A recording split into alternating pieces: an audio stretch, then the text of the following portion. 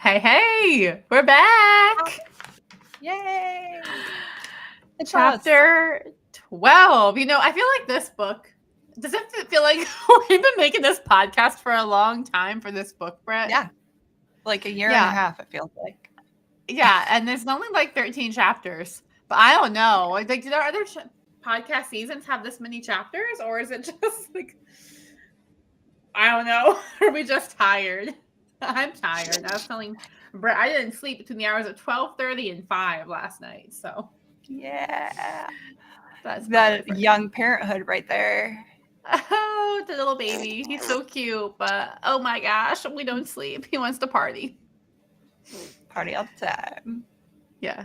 He'll just like yell and go like, ah, ah, ah. And I'm like, buddy, it's 2:30. Now's not the time for Go this. to sleep. But anyways, chapter 12, being autonomous amidst the controls. I like this chapter. I feel like it's a good one because society is very controlling. So it's good to have this conversation. Yeah, definitely. Like to acknowledge it. Mm-hmm. And I have the first summary this week, I believe. Yep. You're to time me. Yeah. There were a few headings here, so that's good. I appreciate that. Thank you. Aha. Yeah, he does start using headings. Took a in like the last chapters, but yeah. We got there. Okay. Are you ready? I'm ready. 3, 2, 1, go. All right. In chapter 12, being autonomous amidst the controls, Edward talked about how we can live as autonomous people and also encourage autonomy, even though society does not do that. And we also looked at how do some people make it out of these hard conditions, still being autonomous and being authentic. So one of the reasons that they gave was finding someone who could be of special support to you. So like a grandmother, a coach, just like somebody else who's in your corner that's an adult that you can trust and rely on. So I think that's important because as teachers, like we get to be that adult for a lot of kids. Also, how people have the ability to influence their world as well as be influenced by it. So even kids, he was saying, have the ability to be personable, vital, and proactive, and can draw out the best in people around them.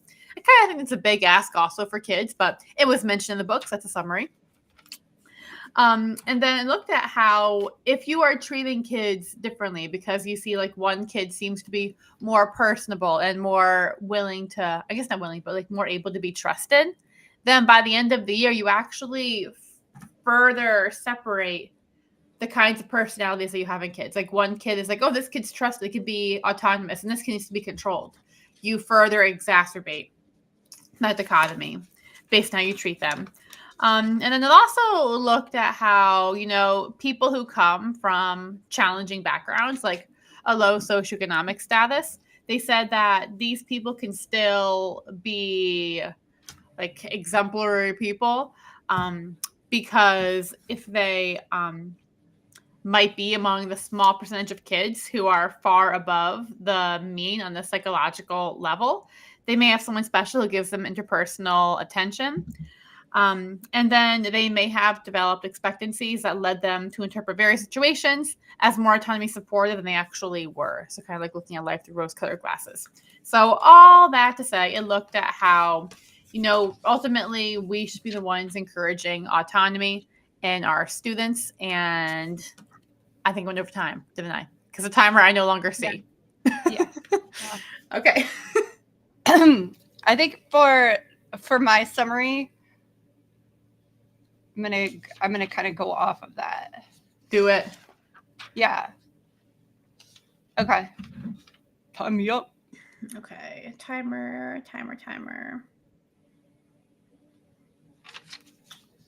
I updated my phone and I don't know if you know this, Britt, but I group my apps by color, like I color code them. Mm-hmm. And now clock has changed from black to white and it's messing up where I look for it. Ha ha ha. Okay. Here it is. Are you ready? Kind of, yeah. All On right. your mark, get set, summarize.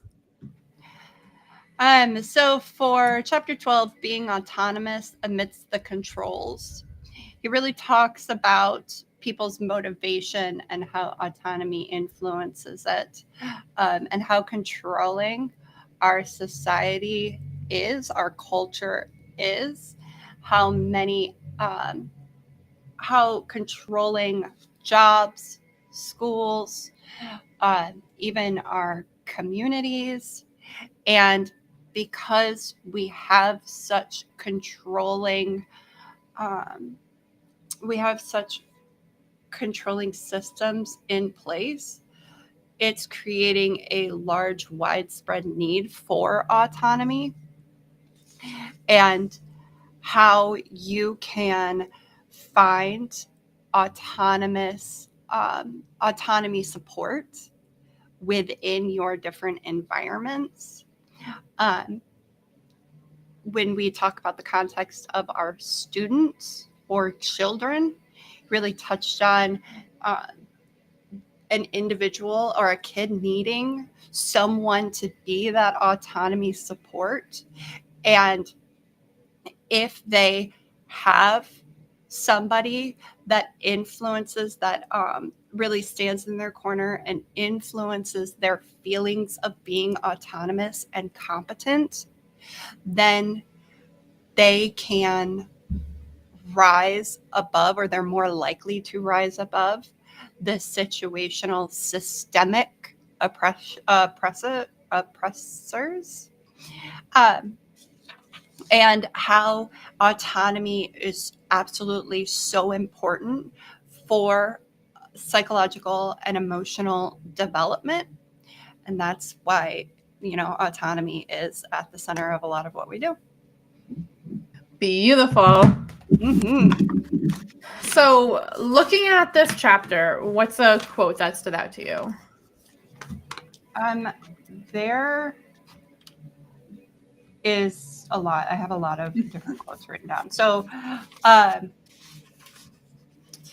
going to say the one on page 182.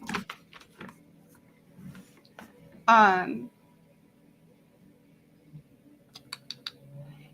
me see where I want to start with this. Yeah, I think I'm going to, okay. So I'm going to start at recognizing, and this is page 182, recognizing that our children, students, employees, and patients can affect how we treat them, highlights a very important challenge for us as parents, teachers, managers, and healthcare providers. The challenge is to be autonomy supportive, even with individuals who pull on us to control them.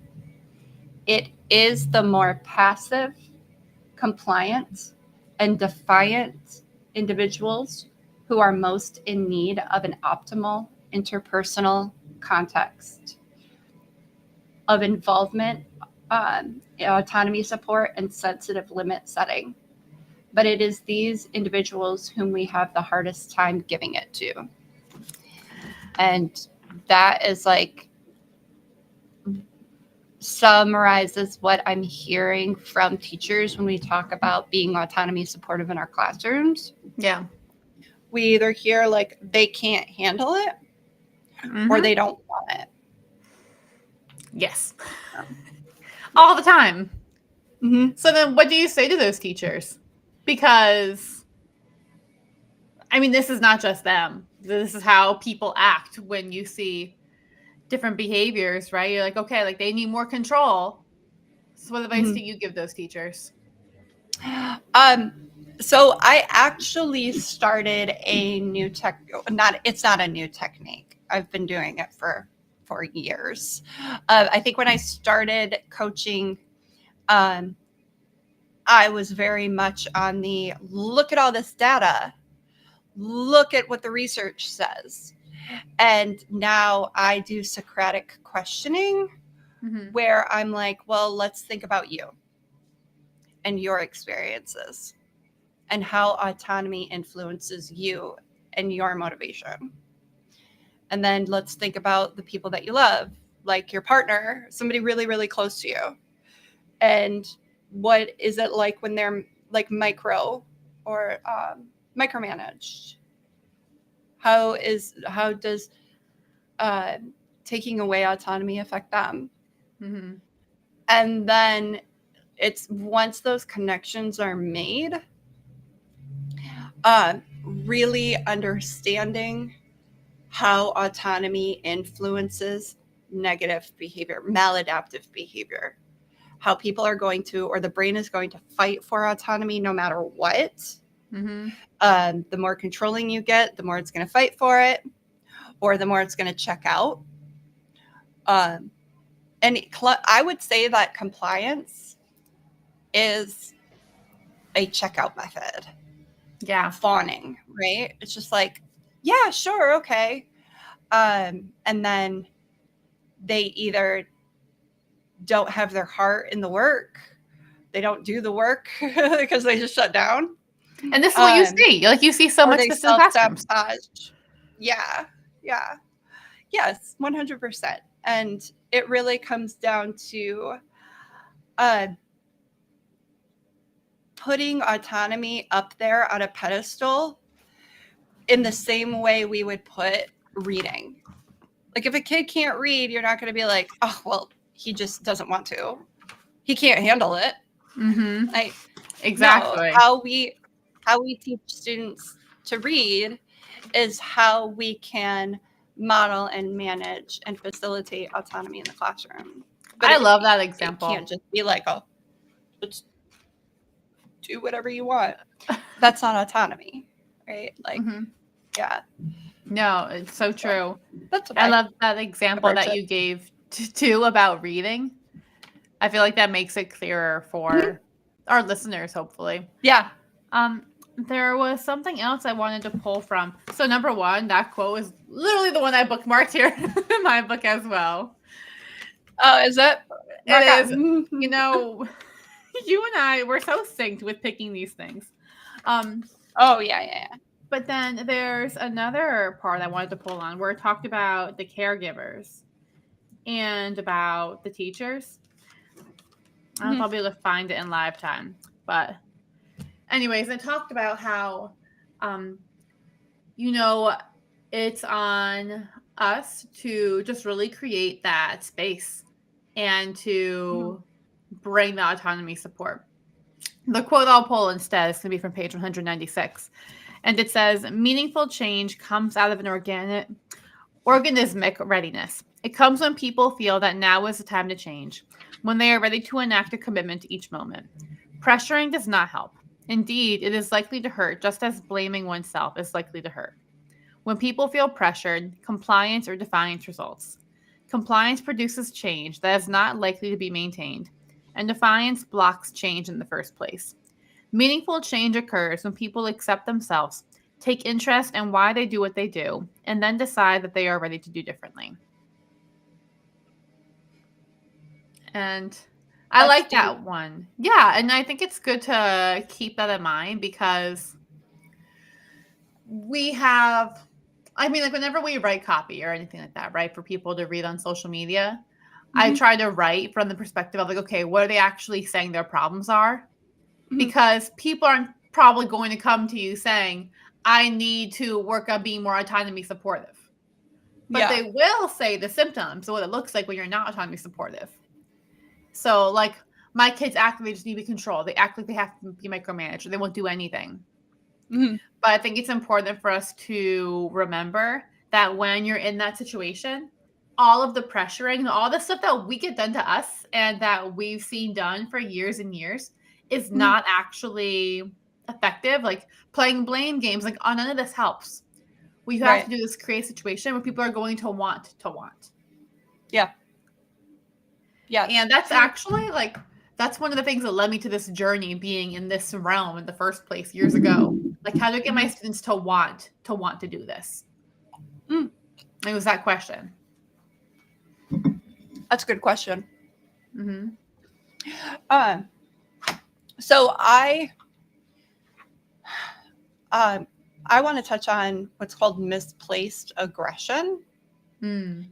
And misplaced aggression is when you have an aggravated individual who is aggressive, and they are angry, angry or escalated about something that they can't control. And the misplaced aggression theory is the person that is angry or aggressive will not take their aggression, their anger, out on individuals that are above them in the power hierarchy in the environment. Instead, they will act out their aggression on people who are 1 to 2 levels below them on the hierarchy totem pole. Yep. And there's a lot of research around misplaced aggression. Notably, when there is a big game that is highly competitive, NFL, domestic violence abuse rates bump up right after the game, where the partners are aggravated at the game of losing, and they take out their misplaced aggression on their families. Another one is, these are bamboos, where a group of baboons. Bamboo's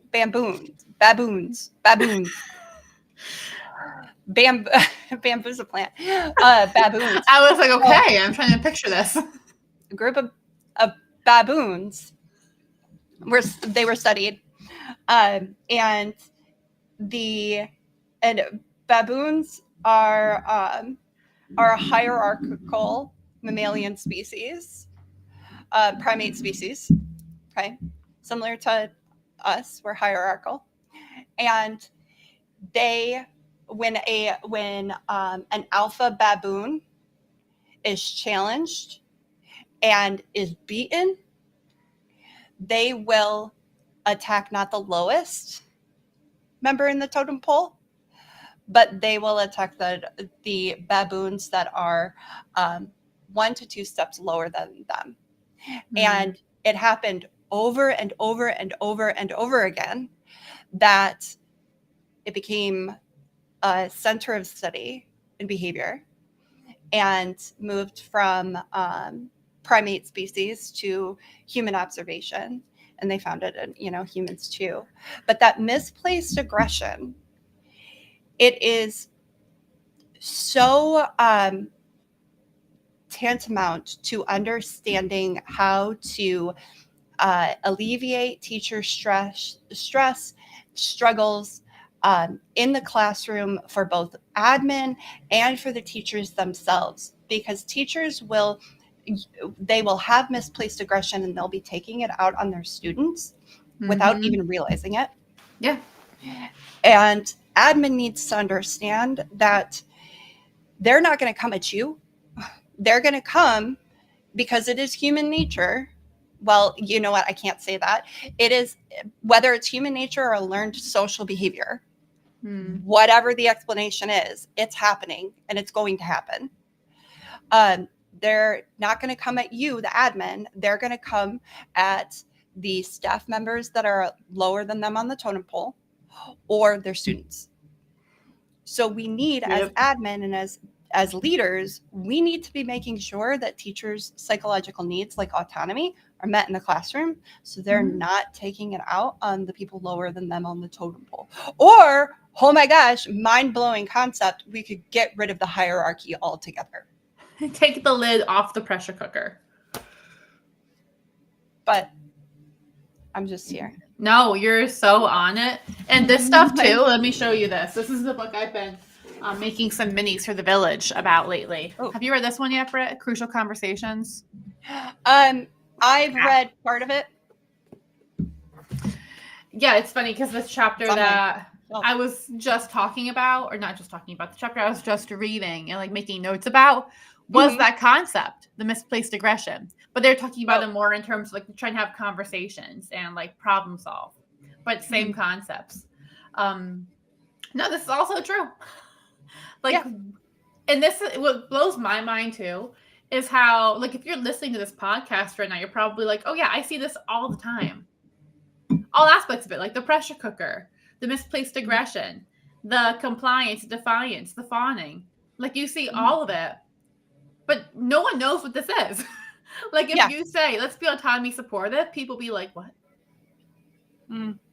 Right? If you're a listener right now, like, have you heard of autonomy supportive teaching before you found us? Tell us, actually, if you're watching the live right now, like, comment. Have you heard about autonomy supportive teaching? Yes or no? Like, I didn't. Did you? I have ODD, so I'm always, or PDA, whatever you want to call it. So giving my students autonomy in the classroom was always like on my radar. I didn't know that it was called autonomy. Yeah. But I know what it feels like to not have control of your area and how unsafe that feels. So I always give it to my kids. See, I love that. And I did not start there. Yeah. I started being the one who was controlling everything. So that was how I was supposed to do it. But it's true. Like, I don't know if it was this chapter. It may have been another chapter. But you can feel a difference in the space when it's autonomy supportive or not. And that's what you'll start to hear when people come into your classroom. Like, that was always the message I got. Like, oh, it feels so warm and welcoming in here. Like, thank you. That is so intentional. I've been working so hard at that. Yeah. You know, but that's the autonomy support. Yeah. That's coming through. Right.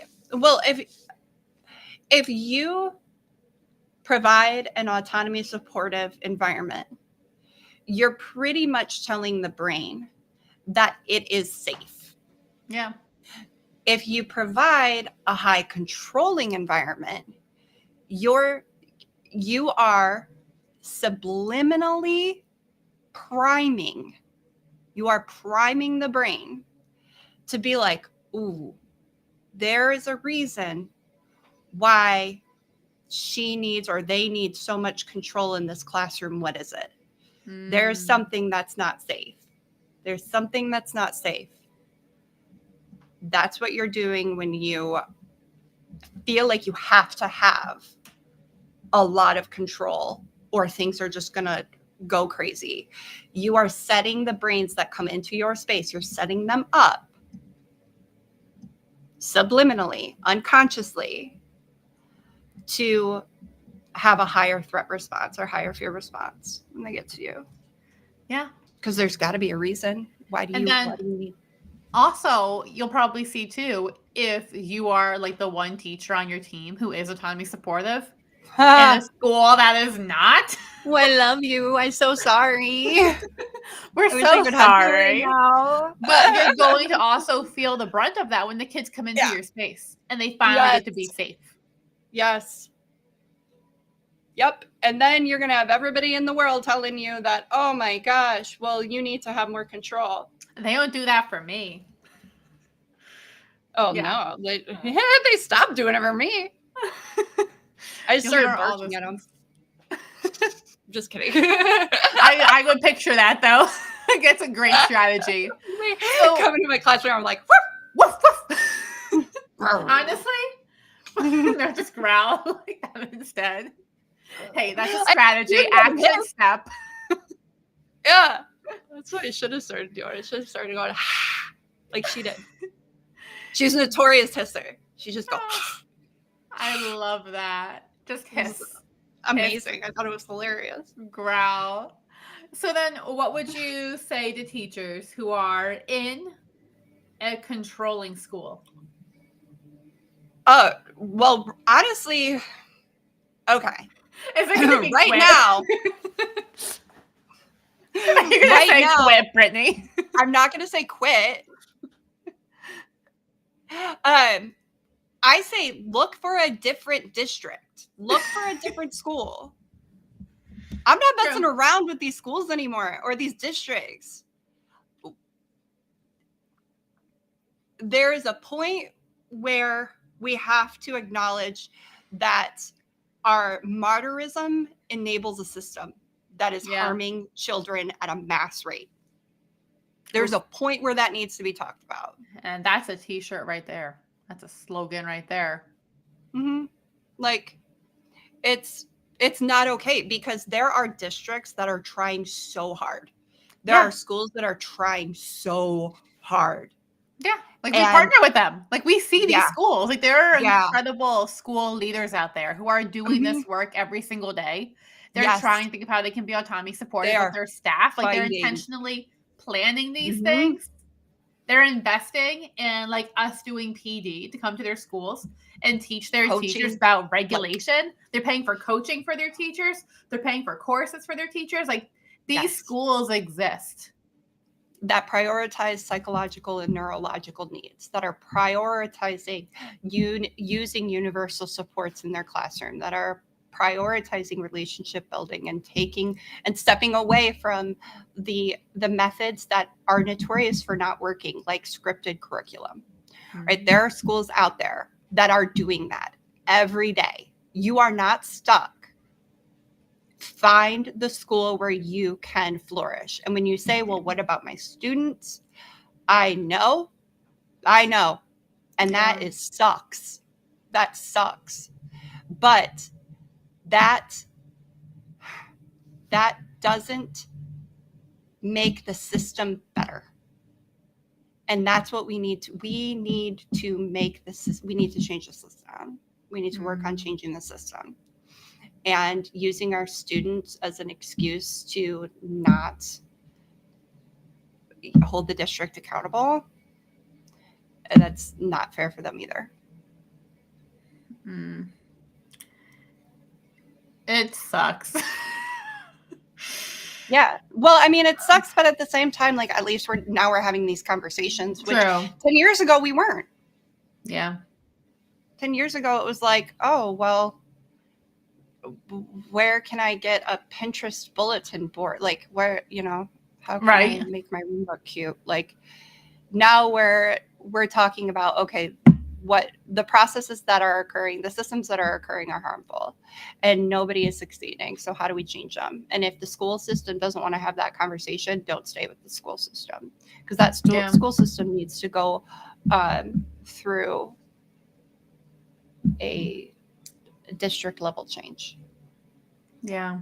They got to go through their own change journey. Is that your action step for teachers? To quit your district? No.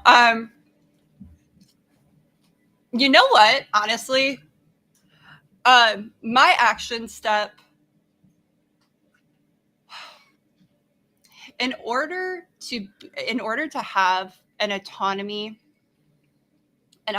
supportive environment where it isn't chaos, kids have to feel safe.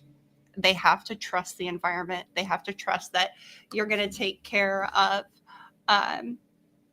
what needs to be taken care of. You're going to nip any bullying in the bud. You are going to uphold their voice, all of their voice, collective voice. And that takes a lot of relationship building, which now and I can't stand, the one thing I can't stand about education is that it turns like phrases and really meaningful words into like rhetoric, like relationship building. Like it's now like a catchphrase. Like, no, it's build trust with your students. And one way to do that is to include them in meaningful, contributive ways in your classroom. And TTR has a blog post all about that, because when I wrote the blog post, it's a series. It's like 4 blog posts on how you can create valuable, individualized opportunities for contribution for your students, going above just like jobs. Like, how can you include your students so that they can feel like they're making a meaningful contribution? And when I was making, or right before I made that blog, I was working on autonomy supportive. Like, what do teachers need to have an autonomy supportive classroom? Mm-hmm. And it comes down to the students have to feel safe in the environment, so they have to trust the environment. They have to trust each other, and they have to trust their teachers. So one way to build that trust, check out the blog. It's, if you go to TTR's website, you can find, just search contributions or meaningful contributions, and you'll find all the blog posts. We can link it to the episode too. Oh, yeah. I'm writing it down so we don't forget. And I think that my action step would be that, like, yes, your students need to feel safe, but you also have to feel safe.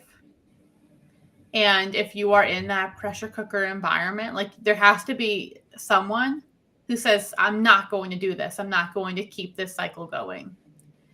And if it's a part of the year where you can't just switch districts, then try to be that person where you are and try to create that safety for yourself.